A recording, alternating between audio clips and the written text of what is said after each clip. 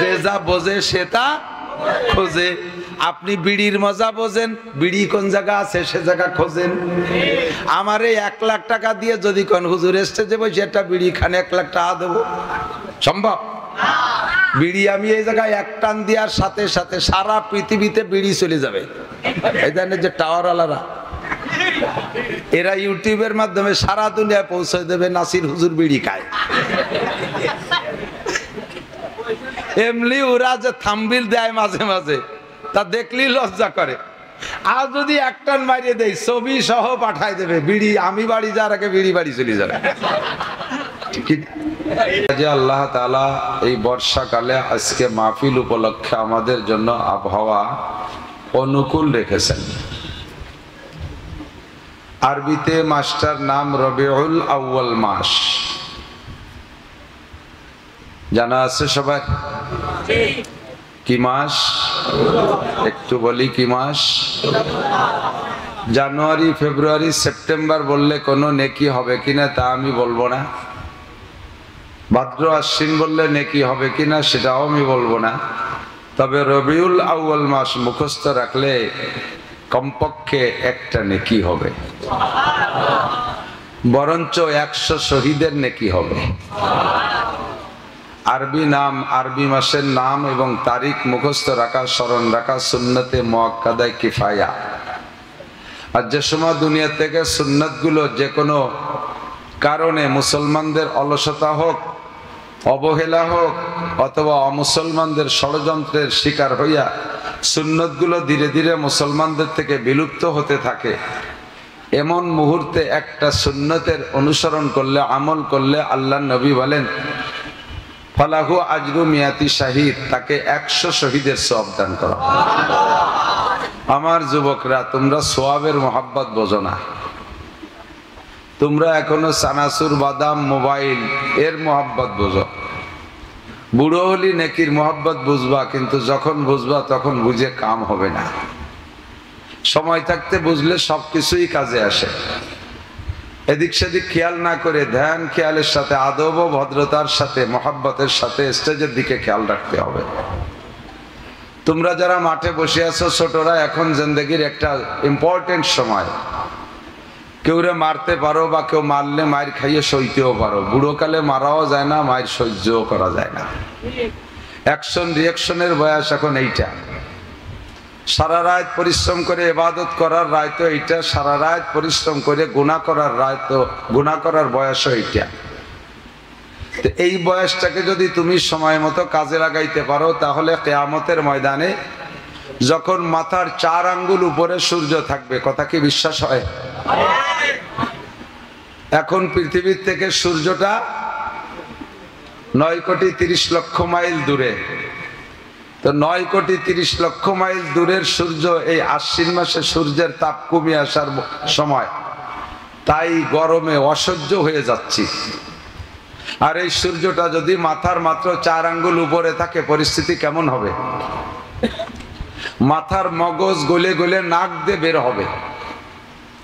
মানুষ কাঁদতে কাঁদতে চোখের পানি শেষ হয়ে যাবে, রক্ত বের হওয়া শুরু হবে, কান্না শেষ হবে না। রক্ত শেষ হয়ে যাবে, কান্না শেষ হবে না, পুজ বের হওয়া শুরু হবে চোখ দিয়ে। মাথা তালু ফেটে যাবে, কান তালা ফেটে যাবে, নাক দিয়ে, মুখ দিয়ে, চোখ দিয়ে, কান দিয়ে রক্ত পুজ বের হওয়া শুরু হবে। সব শেষ হয়ে যাবে, কান্না শেষ হবে না। এত হিট, এত গরম, এত অসহনীয় পরিস্থিতি। এ খবর আমার আব্বা বলে নাই, আমার দাদা বলে নাই, আমি বলি নাই, এদেশের কোন নেতাগোতার বক্তব্য নাই। বিশ্বনবী মুহাম্মদুর রাসূলুল্লাহ সাল্লাল্লাহু আলাইহি ওয়াসাল্লামের বাণী সত্য না মিথ্যা? যদি এটাকে অন্তঃকরণে মনে প্রাণে বিশ্বাস করে থাকেন, তাহলে পরিস্থিতিটা কেমন হবে বলে 2-5 সেকেন্ড একটু চক্ষু বন্ধ করে ভেবে দেখেন। ওখানে কোনো ছায়া নাই, কোনো একটা মরা খেজুর গাছও নাই যে তার নিচে একটু মাথা গুজবেন, কোনো ছায়া নাই। ইয়াউমা লা জিল্লা ইল্লা জিল্লুহু, হাদিস পরিষ্কার সহিহ হাদিস। ওদিন কোনো ছায়া থাকবে না একমাত্র আল্লাহর আরশে আজিমের ছায়া ছাড়া। ওই ছায়ার নিচে যাওয়ার জন্য মানুষ হন্য হয়ে পাগল হয়ে ছুটাছুটি করবে। নবী আলাইহিস সালাতু ওয়াস সালামের দেওয়া বক্তব্য অনুযায়ী প্রস্তাব ও দাবি অনুযায়ী আল্লাহ পাক রব্বুল আলামিন কয়েক গুণের মানুষকে ফেরেশতাদের মাধ্যমে বাছাই করে নিয়ে ওই আরশে আজিমের ছায়ার নিচে বসাইয়া নবী আলাইহিস সালাতু ওয়াস সালামকে বলবেন, আগে তুমি হাউজে কাউসার পান করাও।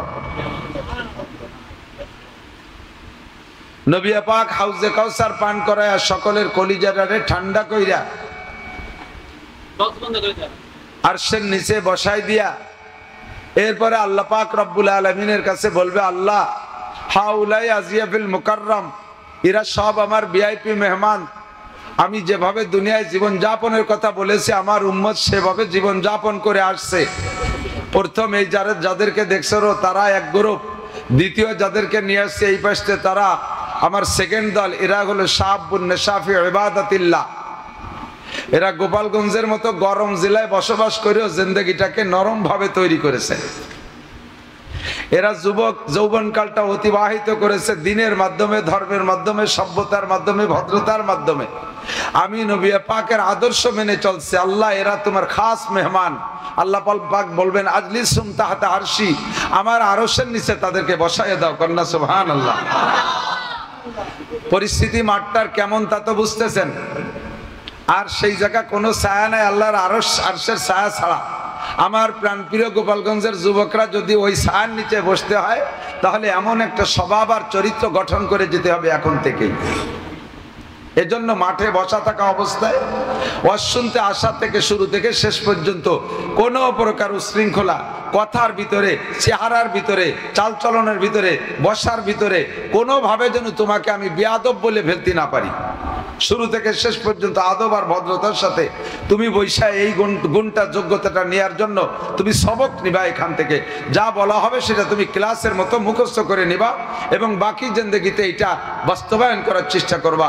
আল্লাহ তাআলা আমাদের এই যুবকদেরকে আরশে আজিমের নিচে ছায়ার ব্যবস্থা করে দেন। সবাই বলি আমিন। মাসটার নাম রবিউল আউয়াল মাস। কি মাস? মুখস্থ করলে 100 শহীদের সওয়াব। বলেন সুবহানাল্লাহ। 100 শহীদের সওয়াব কি কম? শহীদ মানে বাংলাদেশি শহীদ না। বাংলাদেশে তো হিন্দু নামেও শহীদ লাগে, শহীদ গয়েশ্বর চন্দ্র, শহীদ হরিপদ, এ শহীদ না।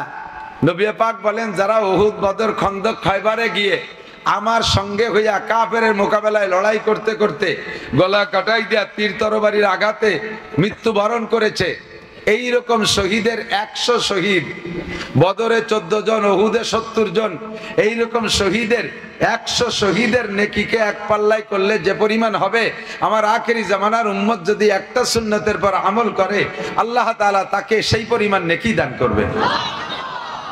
কাজেই প্রত্যেকটা সুন্নত আমি খুঁজে খুঁজে বের করে আমল করার চেষ্টা করবো আজ থেকে, প্রতিজ্ঞাবদ্ধ। ঠিক আছে না ইনশাআল্লাহ? মাসটার নাম রবিউল আউয়াল মাস।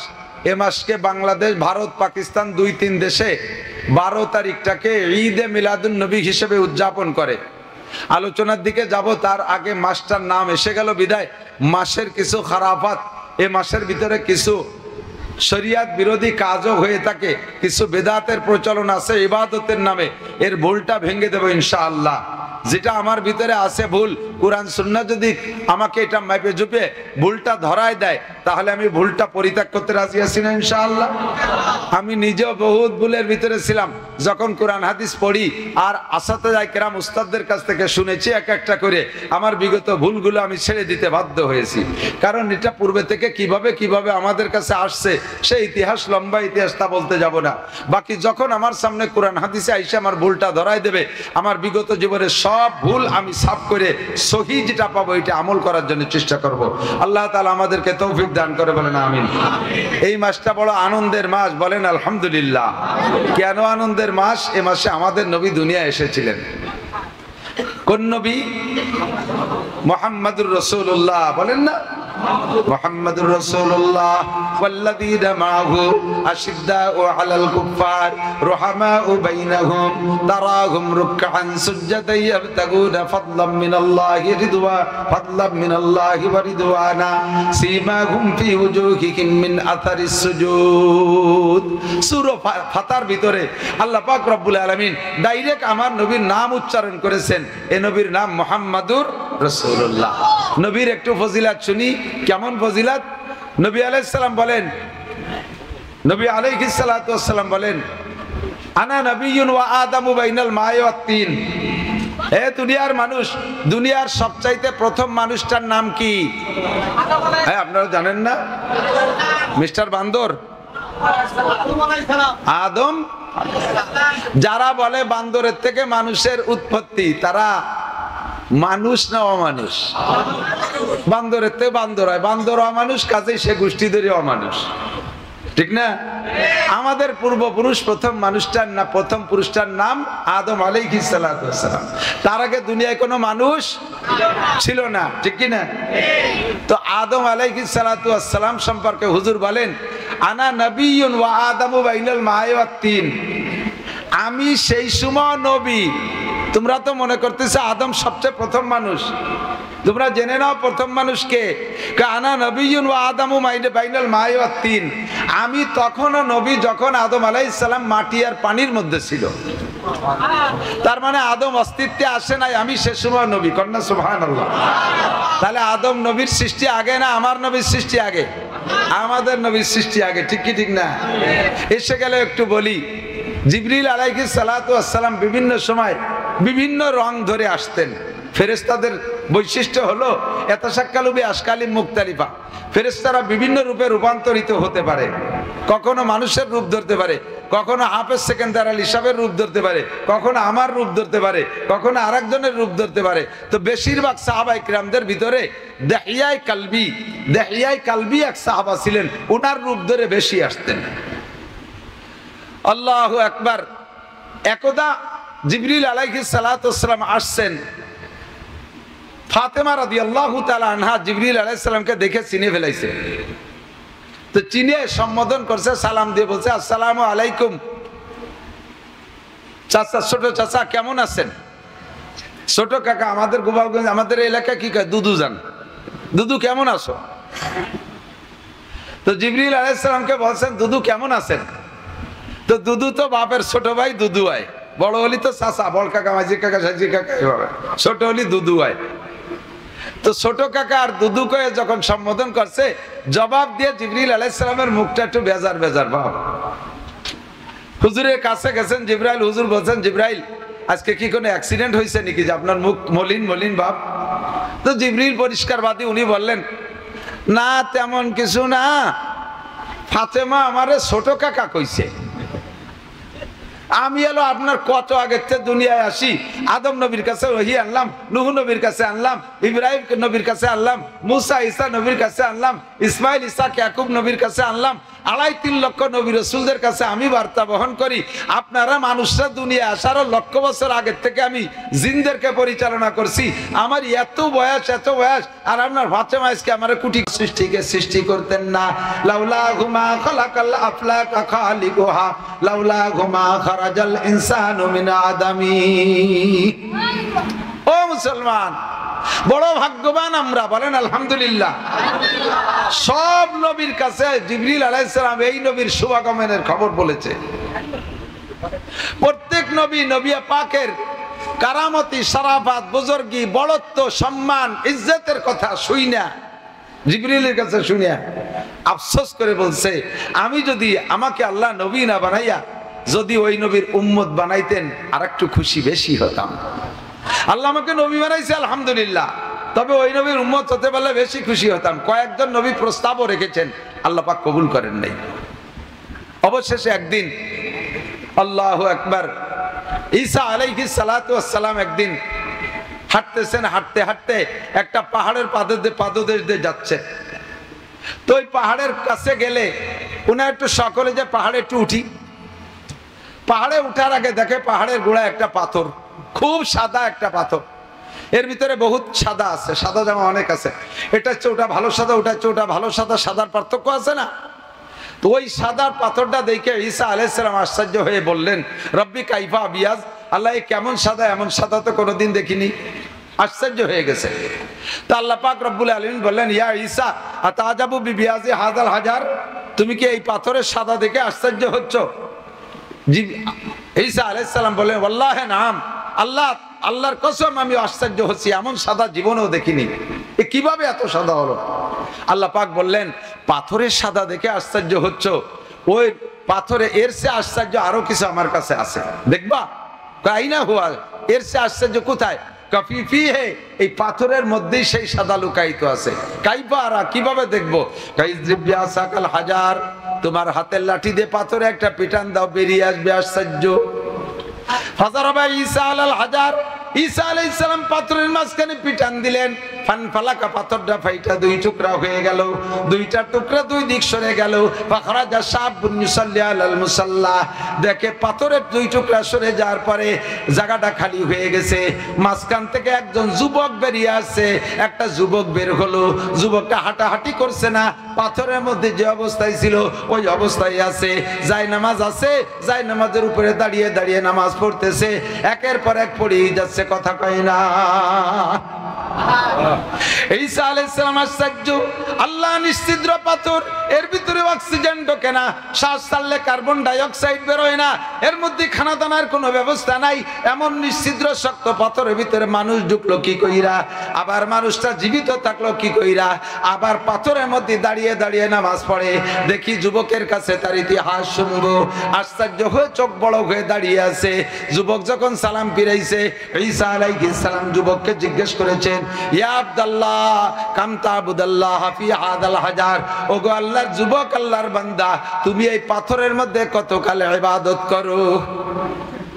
পাথরের মধ্যে কতকাল? যুবক জবাব দেয়, তাকরিবান 400 আম, আনুমানিক আমি 400 বছর পাথরের মধ্যে নামাজ পড়ি। কত বছর? 400 বছর আমি নামাজ পড়ি, 400 বছর পাথরের মধ্যে আমি বন্দী হয়ে গেছি।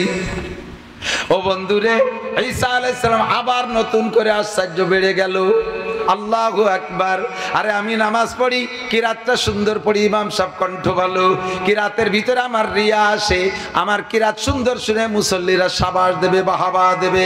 আমি মুসল্লি চরমুনায় যাইয়া পাগড়ি পরে আসছি, এখন সব জায়গা পাগড়ি পরে ঘুরি, মানুষে আমার পাগড়ি দেখে প্রশংসা করবে।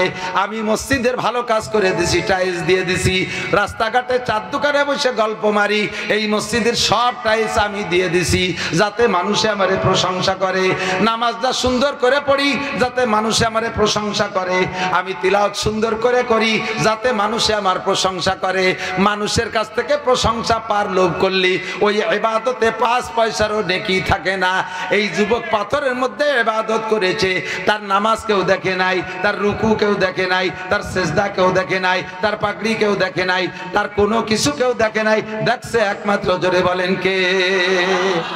তাহলে এই যুবকের ইবাদতের মধ্যে কোনো ভেজাল নাই, একেবারে নির্ভেজাল ইখলাসের সাথে ইবাদত, তাও করছে 400 বছর। ঈসা আলাইহিস সালাম আশ্চর্য হয়ে বলেন, ও যুবক, মা ওয়াজাদতা ফি হাযাল হাজার বিইবাদাতিক, তুমি 400 বছর ইবাদত করে পাথরের মধ্যে কি পেয়েছো? আল্লাহ তোমারে নগদে কি দিয়েছে? যুবক বলে, ওয়াজাদতু শাইআ, আমার যুবক আমার দিক তাকাও, তুমিও ইবাদত করো, আল্লাহ তোমারে দেবে। আল্লাহ শুধু ওই যুবকের আল্লাহ না, আল্লাহ আমাদেরও আল্লাহ। কথা বলেন ঠিক না? আল্লাহ আমাদেরও আল্লাহ। বরঞ্চ ওই যুবক ঈসা নবীর জামানার যুবক হইলে, আর তুমি হইলে মুহাম্মদুর রাসূলুল্লাহর জামানার যুবক, এই নবীর উম্মত, ওই যুবকের চাইতে যুবক এই জামানার যুবকের দাম 1000 গুণ বেশি। নড়াচড়া করবা না, মুখস্থ করো গেল, আর প্রতিজ্ঞা করো আমি ওই রকম যুবক হব ইনশাআল্লাহ। তুমি কি পাইছো রে যুবক? 400 বছর ইবাদত কইরা। যুবক কই 1 নম্বর পেয়েছি, যেদিন আল্লাহ পাক আমাকে এই পাথরের মধ্যে বন্দী করে ফেলেছে, সেদিন এই পাথরটা ছিল মিচমিচে কালো। বন্দী হয়ে গেছি, মালিকের কুদরত আমাকে আটকায় ফেলাইছে, বেরোনোর কোনো পথ নেই। নিজে নিজে বুঝে ফেলেছি, পাথরে যখন আটকায় ফেলাইছে মরণ ছাড়া উপায় নেই। বন্দী হওয়ার পরে দেখি পাথরের ভিতরে আমি পরিমাণ জায়গাটা প্রশস্ত হয়ে গেল।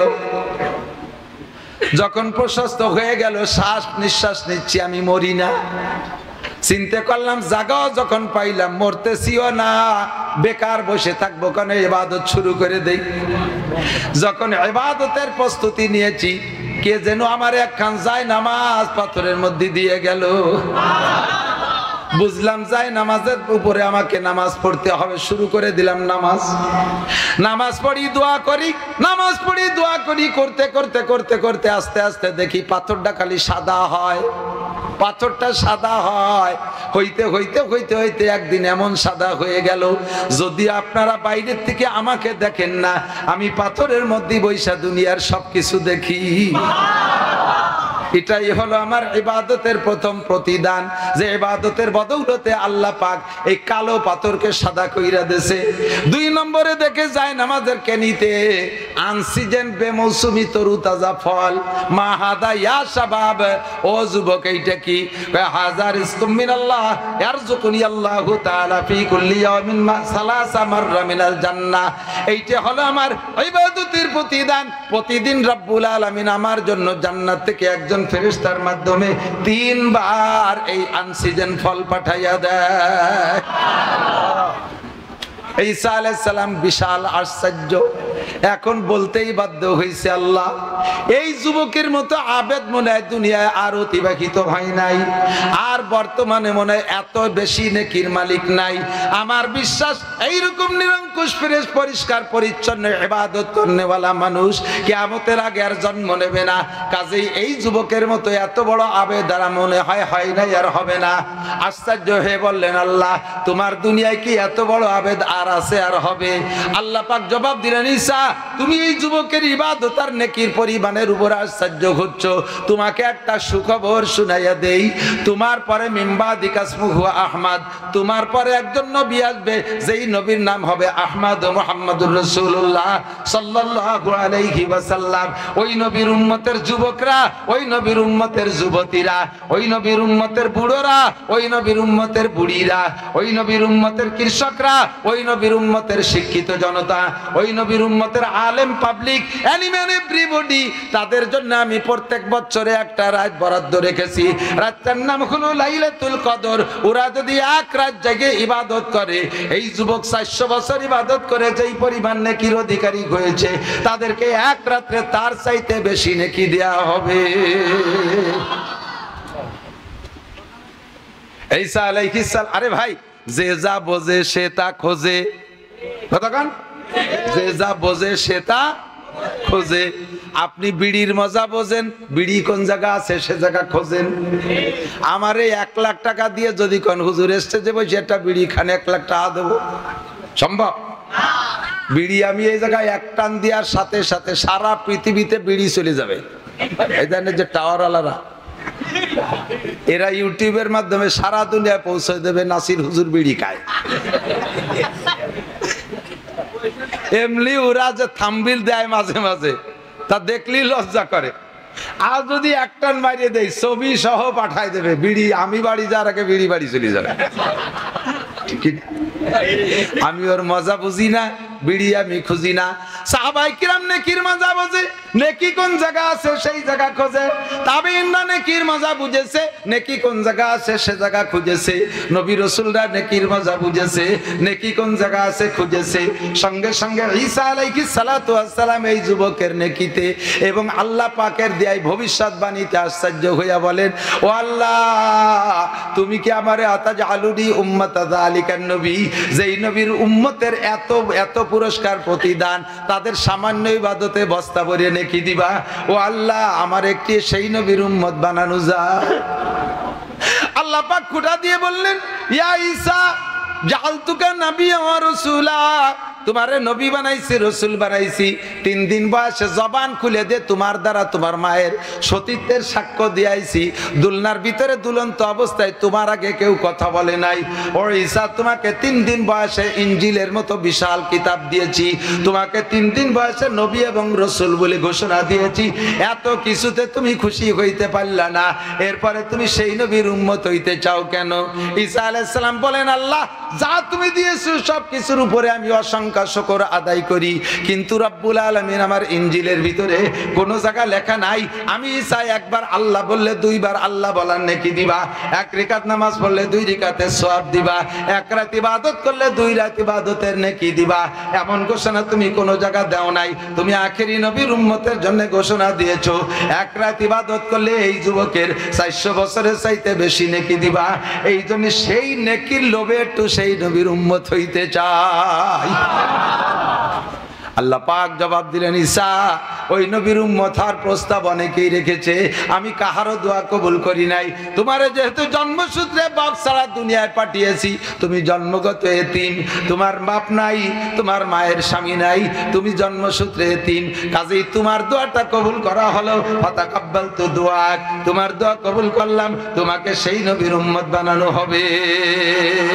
এ যুবক, মানাবুদে মাতাকাজায় মানাবুদ লুৎফে তু না গুপ্তায়ে মামি শানুদ আদমি আদাদাইবা জম মুসলমা করদাই আয় খুদা কুরবা শওয়াম ইহসা বার ইহসা করদাই আয় খোদা কুরবা সওয়াম ইহসা বার ইহসা করদাই। আল্লাহ আমার গলাটা তোমার রাস্তায় কাটাইয়াও দিয়ে যদি শহীদ হয়ে যায়, তোমার এই বিশাল অনুগ্রহের শুকর আদায় শেষ হবে না। ঠিক কি না? ওই নবী এসেছিলেন এই মাসে, আপনারা খুশি না বেজার?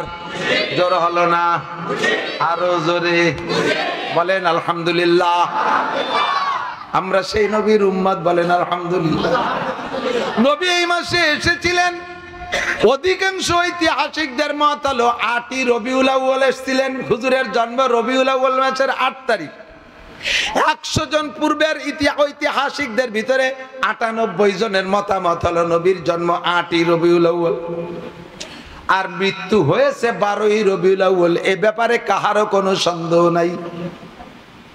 আমার কথা বিশ্বাস না হইলে আগামীকাল গোপালগঞ্জ যাইয়া কওমি লাইব্রেরিতে আছে সিরাতে মুস্তাফা নামক একটা কিতাব।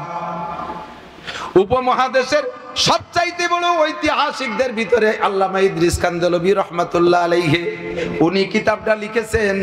অনেক কিতাবের হাওলা দিয়ে রেফারেন্স দিয়ে প্রমাণ করেছেন নবী পাকের জন্ম ৮ই রবিউল আউয়াল আর মৃত্যু ১২ই রবিউল আউয়ালের মধ্যে কোনো সন্দেহ নাই। জন্ম রবিউল আউয়াল মাসে, এর মধ্যে মাসের মধ্যে সন্দেহ নাই। ১২ সোমবার, এর মধ্যে কোনো সন্দেহ নাই। সময়টা ছিল শবে সাদেকের সময়ের মধ্যে কোনো সন্দেহ নাই। কিন্তু তারিখের ভিতরে গড়বড় বাইদা গেছে। কেন?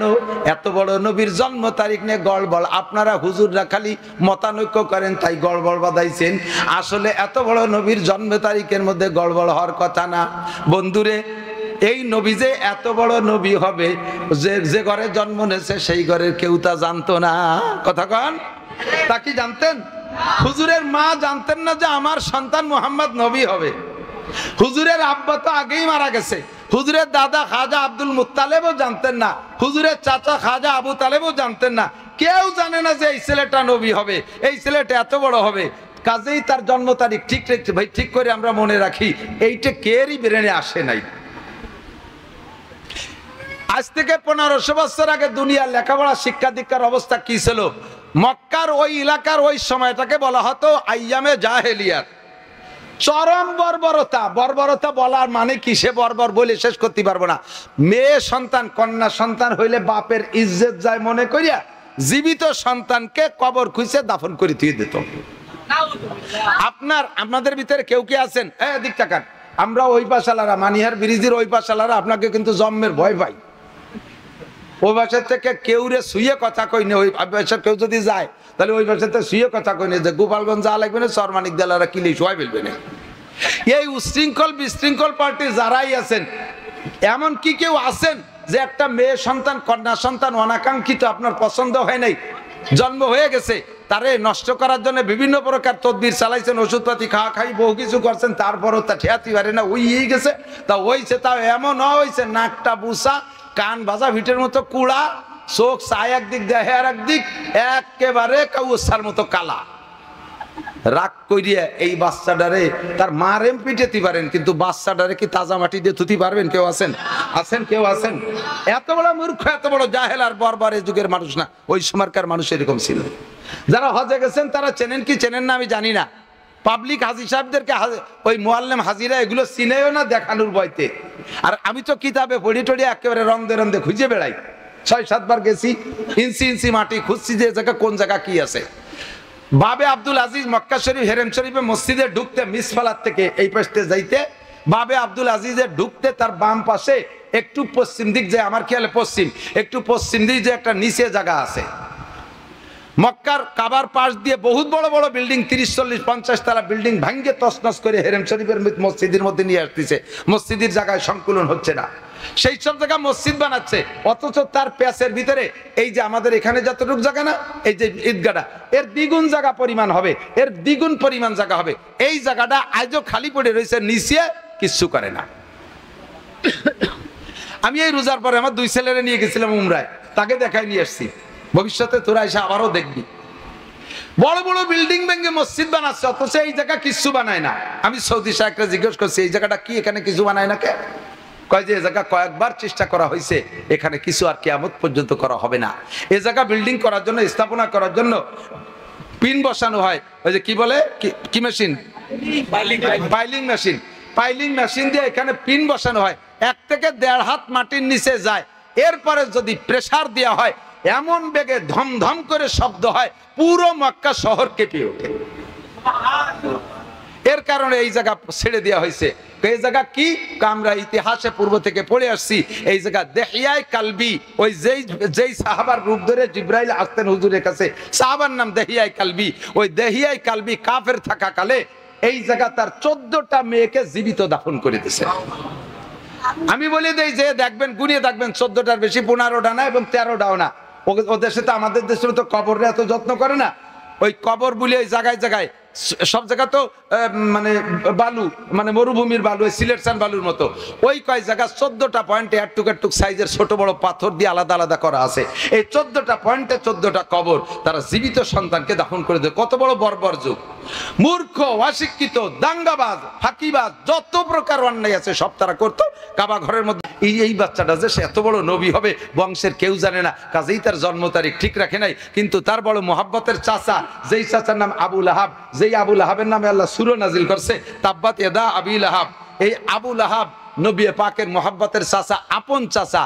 আবু লাহাব অপেক্ষায় আছে, আমার ভাবি আমেনার গর্ভে কি হয়, আমার ভাইটা মারা গেল, ভাবির কি হয়, এই অপেক্ষায় রয়েছে। সারা রাজ্যে সন্ধ্যা রাত্রে ব্যথা উঠছে, আর সেই ব্যথার অপেক্ষায় করতেছে কখন ডেলিভারি হয়। সবে সাদেকের সময় আবু লাহাবের বান্দির নাম সুয়াইবা, ও দৌড়ে এসে কয়, মালিক আপনার সেই মরা ভাই আব্দুল্লাহর স্ত্রী আমেনার গর্ভে এমন একটা সন্তান জন্ম নেছে, আপনিও দেখেন নাই, দুনিয়ার কেউ ওরকম সন্তান দেখে নাই, আমি তো দেখিই নাই, আরো কিয়ামত পর্যন্ত ওইরকম সন্তান জন্ম নেবে না, এটা আমার ধারণা, এমন একটা সন্তান জন্ম নেছে।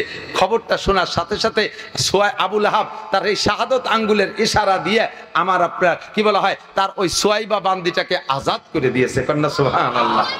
আজাদ মানে স্বাধীন করে দেয়, একদিন বান্দি ছিল, স্বাধীন করে দিয়েছে। এই প্রতিদানে আবু লাহাব যে এই আঙ্গুলের ইশারা দিয়ে সুয়াইবারে আজাদ করে দিয়েছে, বিশ্বনবীর খবর দেওয়ার কারণে, এর কারণে আবু লাহাব চির জাহান্নামী হওয়া সত্ত্বেও প্রত্যেক সোমবারে তার এই শাহাদত আঙ্গুলটাকে আল্লাহ ঠান্ডা করে দেয়, আর সেইটাকে সারা দিন ভরে চষে আর একটু ঠান্ডা পানি পায়, তাইতে সোমবারের দিন তার কলিজাটা একটু ঠান্ডা হয়। জাহান্নামে যাওয়ার পরও আবু লাহাবের প্রত্যেক সোমবারে এই শাহাদত আঙ্গুল ঠান্ডা করে দেওয়া হবে, আর সে পানি চুষে চুষে পান করবে। বলতে চাইছি, সেই দিন থেকে নিয়ে নবীর 40 বছর বয়স পর্যন্ত নবুয়তি পাওয়ার খবরের আগ পর্যন্ত আবু লাহাব প্রত্যেক সোমবারে নবীর জন্মদিবস পালন করত। লাস্টের দিক যাইয়া পুরো কুরাইশদেরকে বলে দিয়েছে, হে কুরাইশরা, আমার ভাতিজা মুহাম্মাদের মতো সন্তান পৃথিবীতে জন্ম নেয় নাই, কাজে আমার ভাতিজার জন্মদিবস উপলক্ষে প্রত্যেক সোমবারে কুরাইশদের প্রত্যেক বাড়িতে সন্ধ্যাকালে সবে সাদেক ফজর পর্যন্ত স্বর্ণের পিয়ালায় বাতি জ্বালাবি, আমার ভাতিজার জন্মদিবস জাস্টে জুলুস করতে হবে। 40 বছর জন্মদিবস পালন করছে যেই লোকটা সবচেয়ে বেশি, তার নাম আবু লাহাব। নাম কি? একটু মস্ক করেন, কি নাম? আবু লাহাব কি রাদিয়াল্লাহু তাআলা আনহু? আবু লাহাব কি সাহাবা? আবু লাহাব জান্নাতি? আবু লাহাব মুসলমান? আবু লাহাব মুমিন? জোরে বলেন কি? কাফের? একটু বলেন কি? আবু লাহাব কি? আবু লাহাব জাহান্নামী? বলেন কি? জাহান্নামী। এই আবু লাহাব কাফের, 40 বছর নবীর জন্মদিবস পালন করে আসছে সোমবারে, তারিখ মনে নাই, সোমবারে জন্মদিবস পালন করছে। নবী যখন 40তম বছর নবুয়তি পাইয়া যাইয়া আবু লাহাবরে ডাকিয়ে কয়, কাকা যান, পরে লা ইলাহা ইল্লাল্লাহ মুহাম্মাদুর রাসূলুল্লাহ এই কলেমার দাওয়াত দিছে। আবু লাহাব কয় তাব্বাল্লাকা ইয়া খাসিস আলী হাযা দাওতানা, ধ্বংস হয়ে যা কপাল পোড়া, তোরে 40টা বছর কোলে কায়ে করে রাখছি, এত ভালোবাসছি, 40 বছর তো জন্মদিবস পালন করছি, স্বর্ণের পিয়ালায় বাতি জ্বালাইছি, তোর চাইতে আমার নিজের সন্তানকেও এত ভালোবাসি নাই, তোরে যত ভালোবাসি। আজকে তুই বাপদাদার ধর্মের মুখে চুনকালি দিয়া নতুন ধর্মের কলেমার দাওয়াত দিচ্ছিস, তুই কপাল পোড়া ধ্বংস হয়ে যা। এই বলে নবী পাককে ভৎসনা দিল, বদদুয়া দিল। সঙ্গে সঙ্গে আল্লাহ পাক সূরা লাহাব নাজিল করে দিয়ে কয় তাব্বাত ইয়াদা আবি লাহাবি ওয়া তাব্বা মা আগনা আনহু মালুহু ওয়া মা কাসাব। আমার মুহাব্বত ধ্বংস হবে না, আমার মুহাম্মদ ধ্বংস হবে না, ধ্বংস হবে আবু লাহাবের দুইটা হাত। তুই একবার বদদুয়া করেছিস আমার নবীকে, আর তোর নামে বদদুয়া চলবে ডেলি লক্ষ লক্ষ বার। ও ভাই আমার প্রাণ প্রিয় বন্ধুরা, গোপালগঞ্জবাসী সাক্ষী দাও, সারা পৃথিবীতে 800 কোটি মানুষের ভিতরে 200 কোটি আছে মুসলমান। 200 কোটি মানুষের ভিতরে ফেলায় ছাড়াইয়া 10 কোটি মানুষ তো ডেলি নামাজ পড়ে কমপক্ষে। কতক্ষণ? 10 কোটি মানুষের ভিতরে লাখখানিক মানুষ তো কমপক্ষে তাব্বাতে তো শুরু তো পড়েই সারা পৃথিবী জুড়ে। তাহলে ওই একবার নবীকে বদদুয়া দিছে, আর ডেলি আমরা তাব্বাতে দা শুরু পড়ে লাখ লক্ষ লক্ষ বার ওর নামে বদদুয়া পাঠাই। এই আবু লাহাব নবীর জন্মদিবস পালন করছে। নবী কলেমা নবী নবুয়তি পার পরে সাহাবায়ে কেরামকে কলেমা পড়ানোর পরে আর কোন সাহাবা জন্মদিবস পালন করে নাই, কোন সাহাবা জন্মদিবস পালন করে নাই। এবার আমি শেষ ফিনিশিং বলে দেই দোস্ত, ধরে নেন নবীর জন্মদিবস 8 তারিখ নয় 12ই রবিউল আউয়াল, যেটা আমাদের কাছে প্রসিদ্ধ। কথা কি বোঝা যাচ্ছে? ভুল থাকলে ভেঙে নিয়ে যাবেন। 8ই রবিউল বাদ দিলাম, 12ই রবিউল ফিরে গোড়ায় চলে আসলাম। ধরে নেন 12ই রবিউল আউয়াল নবীর জন্ম তারিখ। তো 12ই রবিউল আউয়াল নবীর জন্ম তারিখ, আর নবীর মৃত্যু তারিখও কত? কতক্ষণ কয় তারিখ? 12ই রবিউল আউয়াল। এবার এই দুইটা একই দিনে 12ই রবিউল আউয়াল দুইটা প্রতিদ্বন্দ্বী হয়ে গেছে, জন্ম দিবসের ঈদ আর মৃত্যু দিবসের শোক। কথা বলেন ঠিক কি ঠিক না? এখন আপনি কোনটা পালন করবেন আবার একটু বুঝে নেন। আপনার একটা সন্তান, আপনার জীবনের প্রথম সন্তান, একেবারে চাঁদের মতো ফুটফুটে একটা বাচ্চা জন্ম নেছে, নাক টিয়ে ঠোঁটের মতো, ঠোঁট দুটে পান কিচ্ছু খায় না, আলতা মাখায় না, কেমন যেন একেবারে লাল টকটকে। এরপরে তার আঙ্গুলগুলো সেরকম, কপালটা সেরকম ফুটফুটে চাঁদের মতো সন্তান। ছেলেটা পাইয়া আপনি আনন্দিত, আপনার পয়সা আছে, ছেলেটা আপনি ধনী মানুষ। এই ছেলের উপলক্ষে বর্তমান বাংলাদেশের সিস্টেম অনুযায়ী তার জন্মদিবস পালন করে না, কেক কাটাকাটি করে না? করছেন। কতদিন করছেন? 24 বছর পর্যন্ত করছেন। এই ছেলেটা জন্ম নিয়েছিল জানুয়ারি মাসের 1 তারিখ। জানুয়ারি মাসের 1 তারিখ, এই জানুয়ারি মাসের 1 তারিখ প্রত্যেক বছর আসলে আপনি কেক কাটেন। 24 বছর বয়সের যুবক, সবে মাত্র লেখাপড়া শেষ করে সচিবালয়ে চাকরি পেয়ে গেছে, সচিবালয়ে চাকরি পেয়ে গেছে, চাকরিও পাইছে সে 1 জানুয়ারি। চাকরিও তার যেদিন, জন্ম তার সেদিন। ডবল খুশিতে কেক কাটাকাটি, আনন্দের আর শেষ নাই। 1 বছর যাইতে না যাইতে 25 বছর বয়সে দাঙ্গা হাঙ্গামা গন্ডগোল ফাসাদ লাগিয়া ওই ছেলেটা সচিবালয় মৃত্যুবরণ করছে। 1 জানুয়ারি, 1 জানুয়ারি তার মৃত্যু হয়ে গেছে। জন্ম হয়েছে 25 বছর আগে 1 জানুয়ারি। 25টা বছর কেক কাটছেন আর আনন্দ করছেন। এই 25 বছরের মাথায় আইসা ওই ছেলেটা 1 জানুয়ারি ইন্তেকাল করলো। এখন থেকে প্রত্যেক বছর কি আপনি ওই ছেলে উপলক্ষে আনন্দের কেক কাটবেন না মৃত্যুর শোক করবেন? কথা কি বুঝছেন আপনি? আর কি আর আনন্দ আছে? ছেলে জন্ম নেওয়াতে যে পরিমাণ খুশি হয়েছিলেন, মৃত্যুতে তার চেয়ে বেশি অখুশি হয়ে গেছেন। এখন আর তার জন্ম দিবসের আনন্দের কেক কাটাকাটি থাকে না, এখন শোক হয়। 12ই রবিউল আউয়াল নবী জন্ম নিয়েছিলেন, সে খুশিতে আমরা ছিলাম, 63 বছর আনন্দিত ছিলাম। কিন্তু 12ই রবিউল আউয়াল নবীর ইন্তেকাল করে আমাদের সেই আনন্দকে শেষ করে দিয়ে এতিম করে চলে গেছে। শোকের বস্তা, শোকের পাহাড় আমাদের মাথার পর চেপে দিয়ে চলে গেছে। কাজেই নবীর ইন্তেকালের পর থেকে আর কোনোদিন 12ই রবিউল আউয়াল আমাদের ঈদ আর আনন্দ উদযাপন করা, এটা নবীর মৃত্যু নিয়ে ঠাট্টা করা, নবীর সাথে বেয়াদবি করা ছাড়া আর কিছুই না। কথা বলুন ঠিক কি ঠিক না? আমি কি বুঝতে পারছি? আমার নবী, নবী পাক সাল্লাল্লাহু আলাইহি সাল্লামকে এই নবীর উম্মত হওয়ার সুযোগ আল্লাহ তাআলা আমাদেরকে করে দিয়েছেন। বলেন আলহামদুলিল্লাহ। তো মাসটা যেমন আনন্দের, ওই রকম শোকের, শোক ও আনন্দ বিজড়িত মাসের একটা মুহূর্তে আইসা কর্তৃপক্ষের সিদ্ধান্ত অনুযায়ী আজকের মাহফিলে আমরা উপস্থিত হতে পেরেছি। সেই শকরটা এখন আদায় করি। আজকের মাহফিলে হাজির হয়েছি, সবাই বলি আলহামদুলিল্লাহ। এই মাহফিলের শুরু শকর আদায় করবো বলে এতখানি কষ্ট করা হয়ে গেছে। আজকে বলে ওয়াজ বেশি করতে হবে। আপনারা পারবেন? মাজায় কুলবে ইনশাআল্লাহ? ইনশাআল্লাহ আমি পারবো না। আপনাকে এক রাত আমার ডেলি দিনীয় নড়াইল বিশাল এক সম্মেলন মাহফিল করে আসছি। সে জায়গায় প্রধান বক্তার বক্তব্য লম্বা টাইম আমার দেয়া লাগবে। যে জায়গায় যাই দেখি আকাশে গেলিও লাথি খায়। দেখি দেখি দেখি তুই ধান ভাড়াই না, দেখি দিয়ে ধান ভাড়া থেকে আজ দিয়ে ঠাসে না সুমো মুখ দিয়ে ঠাসে, পাউ দিয়ে বাড়ায়, ঠিক না? তো দেখি আকাশে গেলিও লাথি ধরি অস করাতে। তো যেখানে যাই সেখানেই বেশি। তারপরও দেশের হক আছে, কম হবে না ইনশাআল্লাহ যদি আল্লাহ বলায়। আর যদি আল্লাহ না বলায় এখনই শেষ। আপনারা যেদিন বলে দেবেন যে অনেক ওয়াজ করবেন ওই দিন ওয়াজ আসেই না। তো আল্লাহ পাক রব্বুল আলামিন কিছু কথা বলার তৌফিক দান করে, বলেন আমিন। আমাদের নবী কি আসছেন 5টা 7টা 10টা 11টা বিয়ে করার জন্য? কাফের মুশরিকের সাথে যুদ্ধ লড়াই করে মক্কা মদিনার জমি দখল করে বিশাল জমিদারি করার জন্য, রাষ্ট্রপ্রধান হয়ে প্রেসিডেন্টগিরি করার জন্য আমার নবী আসছে? কথা বলেন। আমার নবী আসছেন কি জন্য? নবী আসছে হুদাল্লিল মুত্তাকিন, হুদাল্লিন নাস, মানব জাতি এবং মুত্তাকিন পরহেজগারদের রাহবারি করার জন্য। নবী আসছেন রাহমাতুল্লিল আলামিন, গোটা জাহানের রহমত স্বরূপ এসেছেন। কথা বলুন ঠিক কি ঠিক না? আমার নবী আসছে অমানুষকে আরে রিদি খেয়াল হবে না। আর নবী আসছেন অমানুষকে মানুষ বানানোর জন্য। কথা কন? জাহান্নামীকে জান্নাতি বানানোর জন্য, কপাল পোড়াকে কপাল জোড়ানোর জন্য, বেঈমানকে ইমানদার বানানোর জন্য, আল্লাহর শত্রুকে আল্লাহর বন্ধু বানানোর জন্য। ঠিক কি ঠিক না? একটা মডেল, একটা মাপকাঠি, একটা মাপকাঠি হিসেবে, মডেল হিসেবে নবী পাককে পাঠিয়েছেন। সূরা 29 নম্বর পারা, 29 নম্বর পারা, দ্বিতীয় নম্বর সূরা, 29 নম্বর পারা দ্বিতীয় সূরা। সূরার নাম সূরা কলম।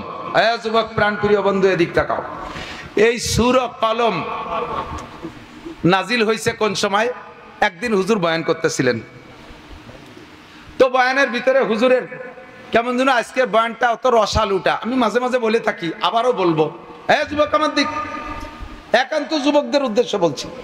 আর কিছু আজগেড়িয়া মুরব্বী আছে, আদা পাহা আদা কাঁচা সাইডুনি মুরব্বী। বুড়োরা তো ইনভ্যালিড হয়ে গেছে, ফাইজলামিতে বয়স নাই।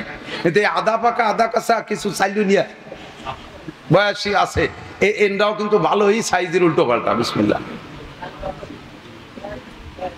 সবাই লাভ করতে হবে। হুজুর ওয়াজ করতেছেন, এরকম মাঠ ভরা সাহাবায়ে কিরাম, ওয়াজের রস নাই, মুখ শুকনো শুকনো। জিবরাইল এসে কা ফামা বালুকে ইয়া রাসূলুল্লাহ, হুজুর কি হইছে আজকে কথা কিরম কিরম কনকা বাদি বাদি যাচ্ছে। হুজুর বলেন যে ওয়াজ তো করার নিয়ত করছিল আজকে, এরা সাইডে শুধু করলো 2 ঘন্টা ওয়াজ করতে হবে, কিন্তু বইসিও সাইজে গুজে ও যে এক বুড়ো দানা মাঝখানে, ওই বুড়োর জ্বালায় ওয়াজ করতে পারত। আরে সেই বুড়ো এখানে আসে নাকি? সবাই বাঁচা দিতে, সেই মাঠের বুড়োর অভিনয় সুন্দর হলি মনে হয় যেন বাস্তব, ঠিক না? ওই মাঝখানের বুড়োর জ্বালায় ওয়াজ করতে পারতেছি না। তো বুড়ো কি সমস্যা করে? বুড়ো হলো মিস্টার আবু জাহেলের 1 নম্বর PS1। আবু জাহেল সেদিন দারুন নদওয়ায়, কাফেরদের সংসদ ভবনের নাম দারুন নদওয়া। কি নাম? দারুন নদওয়া। এই আবু জাহেল হলো সৌদি আরবের গভর্নর। এই গভর্নর দারুন নদওয়ার ভিতরে কাফেরদেরকে ডাইকা কইছে, ওয়াকালাল্লাযীনা কাফারু লা তাসমাউ লিহাযাল কুরআন ওয়ালগাউ ফীহি লাআল্লাকুম তাগলিবুন। হে কাফেররা, মুহাম্মদ যখন কুরআন পড়বে আর তরজমা তাফসীর করবে, ওর কোরআনের তিলাওয়াত শুনলে যে কোনো কাফের কলেমা ঘুরিয়ে ফেলে, দিল নরম হয়ে যায়। কাজেই ওর কোরআন শরীফ মানুষের শুনতে দিবা না। ও যখন বয়ান করবে মাঝখানে বসে হই হুল্লা চিল্লে পাল্লা করবা, মুখে মুখে তর্ক করবা, ফাঁসা ফিরে দিয়ে বসে থাকবা, উদ্ভট এলোমেলো শব্দ করবা, তালিও ঠকি যাবে, মুহাম্মদ জিততে পারবে না, তোমরা জিতে যাবা, তোমরা বিজয়ী হবা। লাআল্লাকুম তাগলিবুন। এই হুকুম দিয়েছে আবু জাহাল। এই হুকুমের পর যারা বেশি পালন করছে, যারা ভালো নাম্বার নেছে, যারা A+ পাইছে, তার ভিতরে গোল্ডেন A+ পাইছে ওই বুড়ো। নবী যখনই বয়ান করে মাঝখানে এসে এলোমেলো শব্দ করে, আর এই মুখে মুখে তর্ক করে, গনো গনো পেশাব করতে যায়। আসার সময় সাইডে খেজুর বাদাম নিয়ে আসে, সাইডে কদুর বিচি সিমির বিচি নিয়ে আসে, মাঝখানে বসে বসে ভাষা ফিরে দিয়ে ফুটফুট করে খায়। মতের খিলা বলি, মুহাম্মদ থামো, মুহাম্মদ থামো, কি করছো? রাজনীতি রাজনীতি বাদ দাও। এই উল্টো পাল্টা করে। তো ওই বুড়োর জ্বালা আমি ওয়াজ করতে পারতেছি না। জিবরাইল কা হুজুর তারিফু মান হুয়া, ওরে চেনেন? কয় যা চিনি তো, আমার বাচ্চা সাদের বয়সী মানুষ, বেশ বয়সী, বুড়ো হয়ে গেছে। কয় যে ওভাবে না, ওর চারিত্রিক দোষ, ওর সমস্যা কোথায় কি কি আছে তা কি জানেন? না, তা জানবো কি করে? তো জিবরাইল সূরা কলম নাজিল করে দিয়ে ওই জায়গায় বসে ওই দিন আবু জাহেল ওই দিন এই লোকটা নবী পাককে বলেন, মুহাম্মদ তুমি পাগল, মুহাম্মদ তুমি উন্মাদ, মুহাম্মদ তুমি কি বলা হয় মাতাল ইত্যাদি ইত্যাদিকে নবী পাককে গালি দিয়েছে। তো আল্লাহ পাক নবীকে সান্ত্বনা দেওয়ার জন্য সূরাটা নাজিল করেছেন। শুরুতে আমার নবীর প্রশংসা একটু পরে বলবো, আর মাঝখানে যে কদ্দুর যাইয়া ওই লোকটা সম্পর্কে আল্লাহ তাআলা জানান দিচ্ছেন নবী আলাইহিস সালামকে। জিবরাইল বলে, হুজুর ওই লোকটার ব্যক্তি জীবনে 9টা দোষ আছে। কয়টা? মুখস্থ করেন, কয়টা? 9টি দোষ আছে। 9টা বলতে গেলে আমার 9 ঘন্টা লাগবে, অধিক যাব না। আমি একটা দিয়ে বলি সেটি চলে যাবো জায়গা মতো। এই 9টা দোষের ভিতরে কোরআন শরীফের তর্জমা দেখবেন। আমি আয়াতটা বলে দিলাম, 29 নম্বর পারা, 2 নম্বর সূরা, সূরার নাম সূরা কলম। ওর ভিতরে যায় আয়াতটা মনে রাখবেন। আয়াতটা হলো উতুল্লিম বাদা যালিকা জানিম। তর্জমা হলো ওই লোকের ভিতরে 9টা দোষ আছে, তার ভিতরে একটা দোষ হলো ওইটা হারামজাদা, যারও সন্তান, যাইরোর বাচ্চা, ওর জন্মের ঠিক নাই। যে কয়টা দোষ ভিতরে থাকলে নবীর সাথে বিয়াদবি করা যায়, আলেমের সাথে বিয়াদবি করা যায়, ধর্মের সাথে বিয়াদবি করা যায়, কোরআনের সাথে বিয়াদবি করা যায়, শরীয়তের সাথে বিয়াদবি করা যায়। মসজিদ দেখলে চোখ টাটায়, মাদ্রাসা দেখলে চোখ টাটায়, কোরআন দেখলে চোখ টাটায়, আলেম দেখলে চোখ টাটায়। যে কয়টা দোষ থাকলে তার ভিতরে সেই 9টা দোষ থাকলে এই সমস্ত গুলো খারাপ লাগে। সেই 9টা দোষের ভিতরে 1 নম্বর দোষ, ওই 9টাই ওর মধ্যে আছে। তার ভিতরে 1 নম্বর দোষ হলো ওইটা যারও সন্তান হারামজাদা, ওর জন্মের মধ্যে দোষ আছে। শুধু এই একাই নয়, কিয়ামত পর্যন্ত আপনার উম্মতের মধ্যে মুসলমানের ঘরে জন্ম নেবে যারও সন্তান হারামজাদা, তার সিনার আলামত হলো সে এই সমস্ত জায়গায় তার চোখ টাটাবে। ধর্ম ভালো লাগে না, কোরআন ভালো লাগে না, কোরআনের সংবিধান ভালো লাগে না, আলেম ভালো লাগে না, মসজিদ ভালো লাগবে না, মাদ্রাসা ভালো লাগবে না। মুখে তাদের আমরা বলতে না পারলেও প্রমাণ হবে তোমাকে কোরআনের মাপকাঠি দিয়ে মেপে ফেলাইছি, তোমার জন্মের মধ্যে দোষ আছে। কথা বলেন ঠিক কি ঠিক না? আমরা যাই করি না করি, আমরা রাজনীতিতে যে দল হই না কেন, ও দোস্ত, আমরা যা রাজনীতি যার যেটা ভালো লাগে সে সেটা করবো। উন্মুক্ত স্বাধীন দেশ, উন্মুক্ত স্বাধীন দেশ। যদি রাজনীতিতে কোনো সাইডে প্রেসার ক্রিয়েট করে, তাহলে বলবো যারা বৈষম্য আন্দোলন করেছে তাদেরকে বলবো এটা একটা বৈষম্য, এটা একটা বৈষম্য। বৈষম্য মানে কি? যার যা খুশি সে তা করবে। জবান উন্মুক্ত, মুখ খুলে কথা বলবা। হাত উন্মুক্ত, হাত খুলে কাজ করবা। তোমার চাকরির দরজা উন্মুক্ত, যোগ্যতা বলে খুঁজে নিবা। কাজেই আমার সব জায়গায় উন্মুক্ত থাকতে হবে। আমার রাজনীতিতে উন্মুক্ত, আমার ভালো লাগে আমলিগ করব, আমার ভালো লাগে বিএনপি করব, আমার ভালো লাগে জাতীয় পার্টি করব, আমার ভালো লাগে শাসনতন্ত্র করব, আমার ভালো লাগে খেলাফত মজলিস করব। এটাই তো আমার স্বাধীনতার অর্জন। কথা বলেন ঠিক কি ঠিক না? তবে যে যা ভালো লাগে তাই করব, কিন্তু সাবধান, আলেম উলামা, মাদ্রাসা, মসজিদ, আল্লাহ, রসুল, ধর্ম, কোরআন, শরীয়তের বিধান নিয়ে কখনো ব্যঙ্গ করব না, ঠাট্টা করব না, এদের সাথে বেয়াদবি করব না। যদি বেয়াদবি করেন তাহলে আপনি নিজেই বুঝে নেবেন আপনার জন্ম সংক্রান্ত তো আপনি জানেন না, জানে আপনার মা। আপনি বুঝে ফেলবেন যে আমি এ জায়গায় অন্যায় কে জন্যই করেছি, নিশ্চয় আমার জন্মের মধ্যে ত্রুটি আছে। মানুষে আমার সামনের বার জারির বাচ্চা কইতে পারে নাই, তবে আমার ভিতরে সমস্যা আছে, আমি এটা কেন করলাম। কাজেই তুমি ভদ্র হও, এ ছেলেরা তোমরা ভদ্র হও, আলেমদেরকে দেখে বিনয়ী হও, সর্বকালে এরা তোমাদের বন্ধু থাকে। আল্লাহু আকবার। নবী পাককে এরপরে আল্লাহ পাক সান্ত্বনা দিয়ে শুরুতে বলতেছে নুন। সূরার শুরুতে একটা অক্ষর আছে নুন। শুরু অক্ষর কি? আমি বলে নেই, ওই লোকটার নাম হলো ওলীদ ইবনে মুগীরা। নাম কি? একটু মুখস্থ করেন না, নাম কি? ওলীদ ইবনে মুগীরার দলে কেউ হতে চান? কেউ হতে চান? আমরা সাহাবায়ে কেরামের দলে, কথা বলুন ঠিক কিনা? আমরা নবীর দলে, বলুন ঠিক কিনা? আমরা উলামায়ে কেরামের দলে, ঠিক কিনা? আমরা বলবো, স্লোগান দেব, আলেম উলামা যেখানে, কোরআন সুন্নাহ যেখানে। দুটি হাত কি উঁচু করবেন? দুটি হাত। আরে অন্য এলাকা, জেলা এলাকা আমার দেখাইতে হবে, দেখ গোপালগঞ্জেরা ধর্মের সাথে আছে না নাই। স্লোগান হবে নারায়ে তাকবীর, আল কোরআন যেখানে, আল হাদিস যেখানে, কোরআন সুন্নাহ যেখানে, উলামা হক্কানি যেখানে, কওমি আলেম যেখানে, ধর্ম আছে যেখানে, জুলুম আছে যেখানে, অন্যায় আছে যেখানে, দুর্নীতি যেখানে, বিয়াদবি যেখানে, নারায়ে তাকবীর। আল্লাহ হাতগুলোরে কাবার গায়ে পৌঁছাই দিও। নবী পাকের সাথে কিয়ামতে মুসাফায় হাত মিলানোর তৌফিক দিও। আমার প্রাণ প্রিয় বন্ধু যুবকরা, আমলীগ, যুবলীগ, ছাত্রলীগ, যে লীগই আমরা করি না কেন, আমরা কখনো বেয়াদবি করিব, ঠিক আছে তো ইনশাআল্লাহ। নবী পাককে প্রশংসা করতে গিয়ে সান্ত্বনা দিতে গিয়ে আল্লাহ বলে, নুন ওয়াল কালামি ওয়া মা ইয়াসতুরুন মা আনতা বিনিমাতি রাব্বিকা বিমাজনুন ওয়া ইন্না লাকা লা আজরান গায়রা মামনুন ওয়া ইন্নাকা লা আলা খুলুকিন আযীম। কন্না সুবহানাল্লাহ। নুন একটা অক্ষর, কোরআন শরীফের বিভিন্ন সূরার শুরুতে দেখবেন এরকম জের জবর বিহীন অক্ষর আছে, এরকে বলে হরুফে মুকাত্তাআত। একটু বলেন তো, হরুফে মুকাত্তাআত মানে কাটা কাটা হরফ। এতে যেমন আলিফ লাম মিম এর আলামা, উলিমা, আলিমা। জীবন করে ভালো কাজ করছো, একটা মন্দ কাজ করো নাই, কিন্তু ভিতরে শিরক আছে, ভিতরে শিরক আছে। বাবার দরবারে গরু দিলি ছেলে হয়, বাবার দরবারে মান্নত করলে নির্বাচিত হওয়া যায়, চেয়ারম্যান মেম্বার হওয়া যায়, দুনিয়ার গনি হওয়া যায়। খানজালির কুমিরে মুরগি দিলি ছেলে হয়, শাহজালালের গজার মাছে বাদাম খাইলে মাইয়ে হয়। আরে বাইজির বুস্তামির কচ্ছপ রে ও জায়গা কিছু দিয়ে একটা কিছু হইয়া যায়। এগুলো সব শিরকি আকীদা। আল্লাহর কাছে তওবা করেন আর জীবনে এই আকীদা রাখবো। জোরে বলেন রাখবো। কোন বাবার দরবারে মোমবাতি হবে, আগরবাতি হবে, মান্নত হবে। মান্নত করলে কার নামে? আল্লাহর নামে মান্নত করবো। আল্লাহর নামে মান্নত করলে আল্লাহরে দেবো কোন জায়গায়, আল্লাহর পাবো কোন জায়গায়? আল্লাহ কোন মাদ্রাসায় থাকে যে সেই জায়গা যে আল্লাহরে দিয়ে আসবো। আল্লাহ কয় আমি থাকি তোমাদের আশপাশেই। ইয়াদুল্লাহ ফি আইদিল ইয়াতামা, এতিমের হাতের মধ্যে আল্লাহর হাত। ইয়াদুল্লাহ ফি আইদিল মাসাকিন, মিসকিনের হাতের মধ্যে আল্লাহর হাত। ইয়াদুল্লাহ ফি আইদিল ফুকারা, ফকিরের হাতের মধ্যে আল্লাহর হাত। বিধবার হাতের মধ্যে আল্লাহর হাত। অসহায় ফকির মিসকিনের হাতের মধ্যে আল্লাহর হাত। আল্লাহ কয় ওই জায়গা দিলে আমি আল্লাহ পাইয়া যাই, কিন্তু বাবার দরবারে মৈসো জৈটো যত আছে পাল্টি ওদের কাছে দিলে আমি পাই যাবো। গাঁজাখোর রাখাইয়ে ফেলা।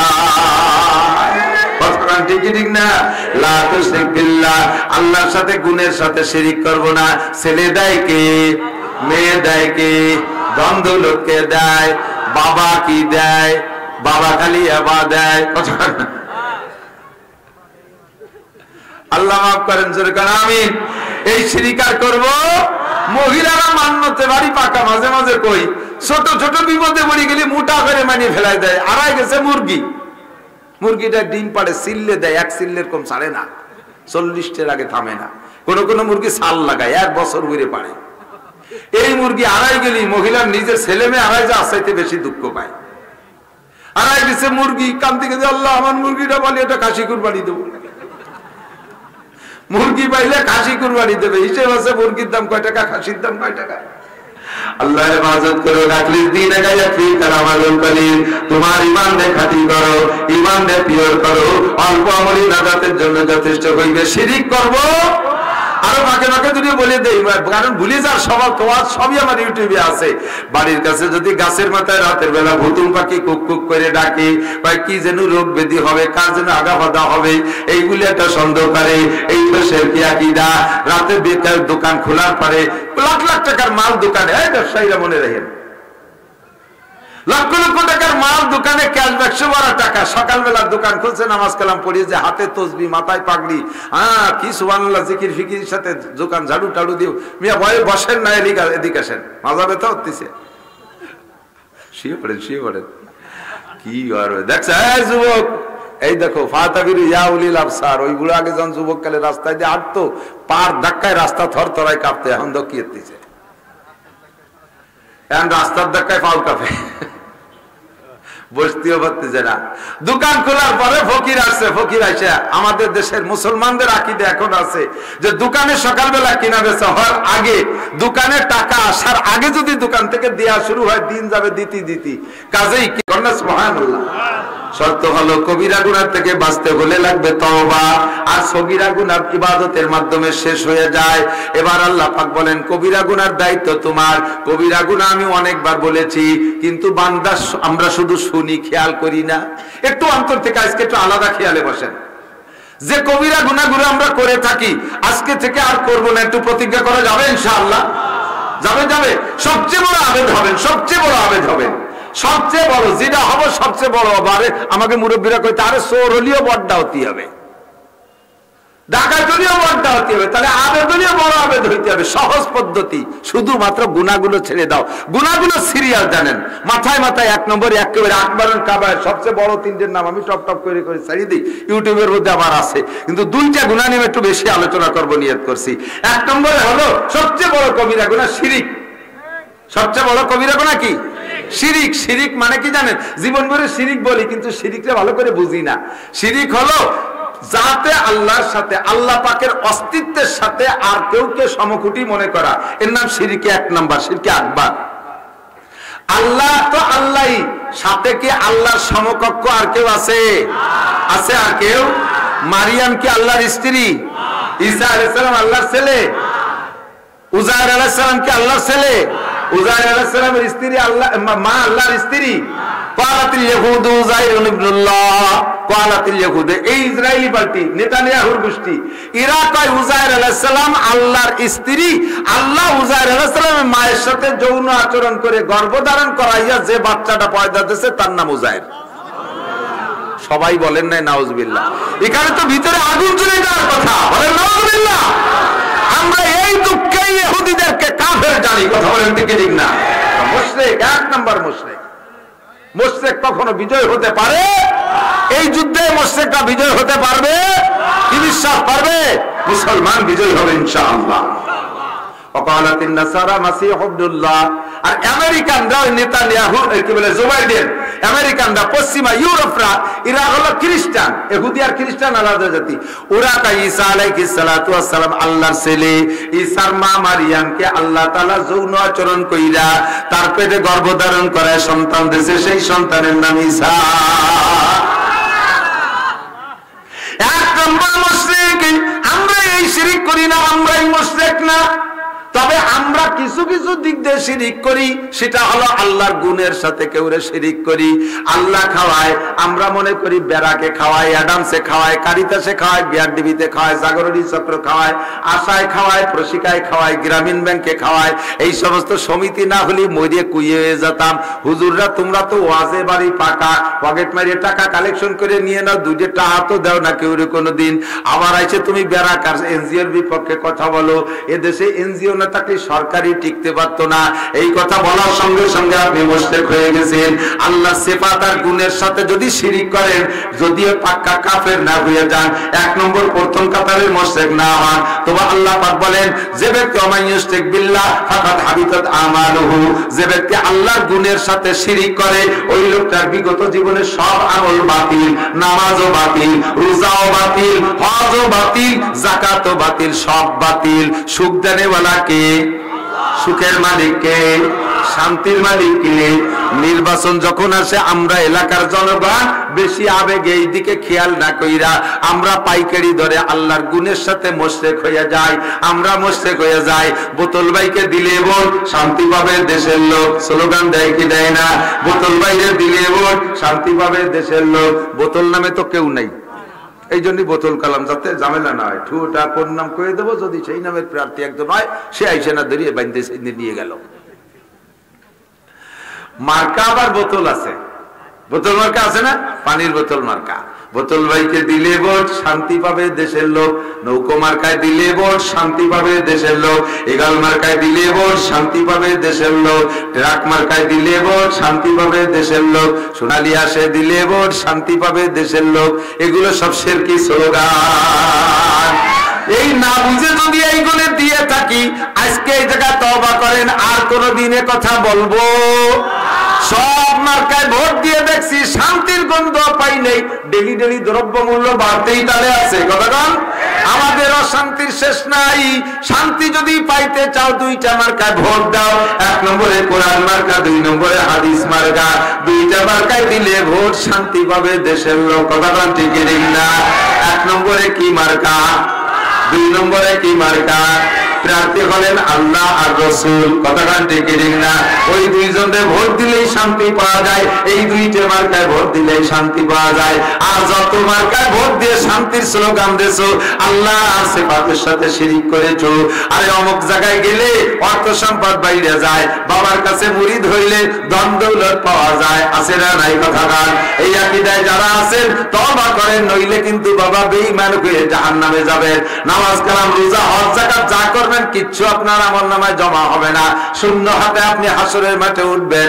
লা তুশরিক বিল্লাহ, আল্লাহ কা ইন্নাল্লাহা লা ইয়াগফিরু আন ইউশরাকা বিহি ওয়া ইয়াগফিরু মা দুনা যালিকা লিমান ইয়াশা। ও বান্দা, নামাজ একটু কম পড়েছিস, রোজা দুইটা কম রাখছিস, দাড়ি দুইবার বেশি কাটছিস, বিড়ি 2 প্যাকেট বেশি খাইছিস, তারি 2 প্যাকেট বেশি খাইছিস, গাঁজা একটু খাইছিস বেশি, উল্টো পাল্টা একটু বেশি করছিস, জিনা 10 বার বেশি করছিস, আকাম কুকাম ভালোই করছিস, তুই যাই করিস না কেন, যদি তোর আমল নামার মধ্যে শিরকি গুনাহ না থাকে, আমল নামার বস্তার মধ্যে শিরকি গুনাহ না থাকে, আমি আল্লাহ পাক রব্বুল আলামিন তোর যে কোনো একটা ভালো কাজ দেইগা এই বিগত জীবনের সব গুনাহ মাফ করে দিতে পারি। জীবন ভরে ভালো কাজ করছো, একটা মন্দ কাজ করো নাই, কিন্তু ভিতরে শিরক আছে, ভিতরে শিরক আছে। বাবার দরবারে গরু দিলি ছেলে হয়, বাবার দরবারে মান্নত করলে নির্বাচিত হওয়া যায়, চেয়ারম্যান মেম্বার হওয়া যায়, দুনিয়ার গনি হওয়া যায়, খানজালির কুমিরে মুরগি দিলি ছেলে হয়, শাহজালালের গজার মাছে বাদাম খাইলে মাইয়ে হয়, আরে বাইজিদ বুস্তামির কচ্ছপ রে ও জায়গা কিছু দিয়ে আসলে একটা কিছু হয়ে যায়। এগুলো সব শিরকি আকীদা, আল্লাহর কাছে তওবা করেন আর জীবনে এই আকীদা রাখবো। জোরে বলেন রাখবো। কোন বাবার দরবারে মোমবাতি হবে, আগরবাতি হবে, মান্নত হবে, মান্নত করলে কার নামে? আল্লাহর নামে মান্নত করবো। আল্লাহর নামে মান্নত করলে আল্লাহরে দেবো কোন জায়গায়, আল্লাহ পাবো কোন জায়গায়? আল্লাহ কোন মাদ্রাসায় থাকে যে সেই জায়গা দিয়ে আল্লাহরে দিয়ে আসবো। আল্লাহ কয় আমি থাকি তোমাদের আশপাশেই, ইয়াদুল্লাহ ফি আইদিল ইয়াতামা, এতিমের হাতের মধ্যে আল্লাহর হাত, ইয়াদুল্লাহ ফি আইদিল মাসাকিন, মিসকিনের হাতের মধ্যে আল্লাহর হাত, ইয়াদুল্লাহ ফি আইদিল ফুকারা, ফকিরের হাতের মধ্যে আল্লাহর হাত, বিধবার হাতের মধ্যে আল্লাহর হাত, অসহায় ফকির মিসকিনের হাতের মধ্যে আল্লাহর হাত। আল্লাহ কয় ওই জায়গা দিলে আমি আল্লাহ পাইয়া যাই, কিন্তু বাবার দরবারে মৈসু জৈট যত আছে পাল্টি ওদের কাছে দিলে আমি পাই যাবো, গাঁজা করে রাখাইয়ে গেলাম। আল্লাহর সাথে গুণের সাথে শিরিক করব না। ছেলে দেয় কে, মেয়ে দেয় কে, ধন দৌলতকে দেয়, বাবা কি দেয়? বাবা খালি আবা দেয়। আল্লাহ মাফ করেন, আমিন। এই শিরিক আর করব? মহিলারা মান্যতে বাড়ি পাকা, মাঝে মাঝে কই ছোট ছোট বিপদে পড়ে গেলে মোটা করে মানিয়ে ফেলাই দেয়। আড়াই গেছে মুরগি, মুরগিটা ডিম পাড়ে সিললে দেয়, এক সিললের কম ছাড়ে না, 40টার আগে থামে না। কোন কোন মুরগি সাল লাগায়, 1 বছর ঘুরে পারে। এই মুরগি আড়াই গেলি মহিলার নিজের ছেলে মেয়ে আড়াই যা চাইতে বেশি দুঃখ পায়। আড়াই গেছে মুরগি, কান্তি গেছে আল্লাহ আমার মুরগিটা বলি এটা খাসি কুরবানি দেবো। মুরগি পাইলে খাসি কুরবানি দেবে, হিসেব আছে মুরগির দাম কয় টাকা, খাসির দাম কয় টাকা। আল্লাহ হেফাজত করো, রাখলিস দিন গায়া ফি কালামালুল কলিল, তোমার ঈমান দে খাঁটি করো, ঈমান দে পিওর করো, অল্প আমলি নাজাতের জন্য যথেষ্ট হইবে। শিরিক করব আরো বাকে বাকে যদি বলে দেই, কারণ ভুলে যার স্বভাব, তোমার সবই আমার ইউটিউবে আছে। বাড়ির কাছে যদি গাছের মাথায় রাতের বেলা ভুতুম পাখি কুক কুক করে ডাকে, বা কি যেন রোগ ব্যাধি হবে, কার যেন আগা বাধা হবে, এইগুলি একটা সন্দেহ করে। এই তো শিরকি আকীদা। রাতে বেকার দোকান খোলার পরে লাখ লাখ টাকার মাল দোকানে, এই ব্যবসায়ীরা মনে রাখেন, লক্ষ লক্ষ টাকার মাল দোকানে, ক্যাশ বাক্সে ভরা টাকা। সকালবেলা দোকান খুলছে, নামাজ কালাম পড়িয়ে যে হাতে তসবি, মাথায় পাগড়ি, কি সুবহানাল্লাহ জিকির ফিকির সাথে দোকান ঝাড়ু টাড়ু দিও। মিয়া ভয়ে বসেন না, এদিকে আসেন, মাজা ব্যথা হচ্ছে, শুয়ে পড়েন, শুয়ে পড়েন। কি করবে দেখছে যুবক, এই দেখো ফাতাবিরু ইয়া উলিল আবসার, ওই বুড়ো আগে যখন যুবক কালে রাস্তায় দিয়ে হাঁটতো, পার ধাক্কায় রাস্তা থরথরায় কাঁপতে, এখন দকিয়ে দিচ্ছে, এখন রাস্তার ধাক্কায় পাও কাঁপে, বসতেও পারতেছে না।